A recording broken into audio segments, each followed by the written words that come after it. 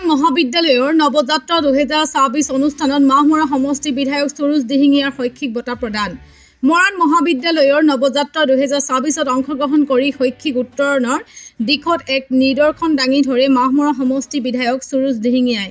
অনুষ্ঠানত মহাবিদ্যালয়খনৰ পৰা কলা আৰু বিজ্ঞান শাখাত সৰ্বাধিক নম্বৰ লাভ কৰি শিক্ষাৰ্থীৰে উত্তীৰ্ণ হোৱা 3গৰাকী মেধাৱী ছাত্ৰ-ছাত্ৰী ক্ৰমে উজ্জ্বল গগৈ, তৰালী গগৈ আৰু অনিশ কুমাৰ গগৈক বিশেষভাৱে সন্মানিত কৰা হয়। বিধায়কগৰাকী তেওঁৰ প্ৰয়াত পিতৃ ৰামেশ্বৰ দিহিঙীয়া আৰু মাতৃ প্ৰভা দিহিঙীয়াৰ পুণ্য স্মৃতিত 3গৰাকী কৃতি শিক্ষাৰ্থীক এখনকৈ অভিনন্দন পত্ৰ, স্মাৰক আৰু 10,000কৈ টকাৰ এককালিক আৰ্থিক অনুদানেৰে এই শৈক্ষিক বঁটা প্ৰদান কৰে।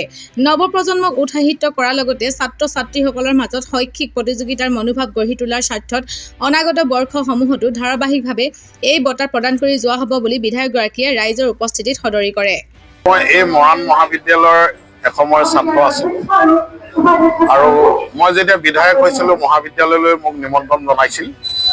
সেইদিনাখন মই এটা কথা ঘোষণা কৰিছিলোঁ যে মৰাণ মহাবিদ্যালয়ৰ যিজন টপাৰ ষ্টুডেণ্ট হ'ব ছায়েন্স আৰু আৰ্টছ দুয়োটা ডিপাৰ্টমেণ্টৰ 2জন টপাৰ ছাত্ৰক মই এককালীনভাৱে মোৰ ব্যক্তিগত পুঁজিৰ পৰা 10,000কৈ টকা এটা মেধা শৈক্ষিক বঁটা দিয়াৰ কথা ঘোষণা কৰিছিলোঁ।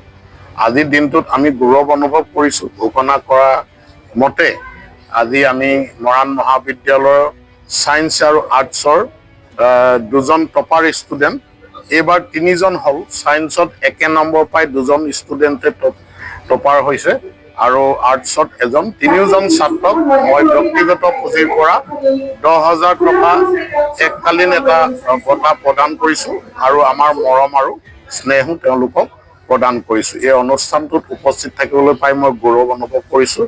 মই ধন্যবাদ জনাইছোঁ আমাৰ গভৰ্ণিং বডি চেয়াৰমেন ডক্টৰ অসীমাবাদ ডক্টৰ ছাৰ আৰু মহাবিদ্যালয় কৰ্তৃপক্ষ সকলোৱে এই ক্ষেত্ৰত সহযোগিতা আগবঢ়াইছে।